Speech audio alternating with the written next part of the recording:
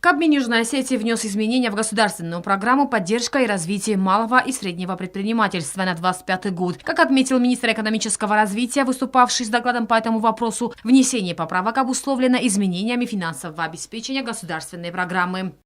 Согласно проекту об изменениях, вносимых в государственную программу, размер ресурсного обеспечения программы увеличивается на 7 миллионов 800 тысяч рублей. Источником финансирования при этом являются собственные средства фонда. Общий объем финансирования государственной программы с учетом трансферта, который поступил в фонд из государственного бюджета в размере 38 миллионов 700 тысяч, составил 46 миллионов 362 тысячи рублей. Изменения, внесенные в объемы источников финансирования государственной программы, повлекут за собой рост основных целевых показателей реализации программы в 2025 году и не требуют дополнительных ассигнований из государственного бюджета.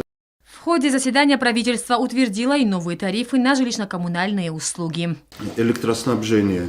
Экономически обоснованный тариф планирую установить в размере 5 рублей 99 копеек, что на 78 копеек больше предыдущего периода. Для населения, обеспеченного природным газом, этот показатель составит 4 рубля 80 копеек. Для населения, не обеспеченного природным газом, 3 рубля 89 копеек. Обращаю ваше внимание, что эти тарифы на 22 и 10% соответственно ниже, чем даже в Северной Осетии. Мы продолжаем субсидировать отрасль, чтобы удержать в приемлемых объемах. Кабмин поддержал и изменения в перечень инвестиционных проектов, отобранных для оказания государственной поддержки в рамках государственной программы социально-экономического развития Южной Осетии на 2022-2025 годы.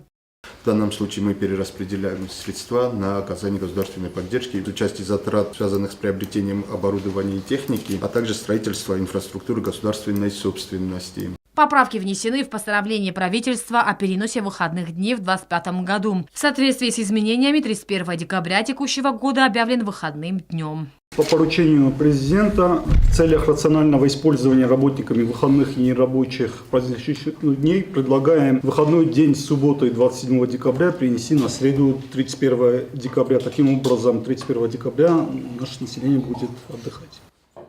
Кабмин утвердил и новый состав санитарно-противоэпидемиологической комиссии правительства. И сегодня же из резервного фонда правительства Кабмин выделил денежные средства для оказания материальной помощи 2 погорельцам. Зарина Кочиева, Айда Кочиева, Сармат Гузитаев. Информационный выпуск сегодня.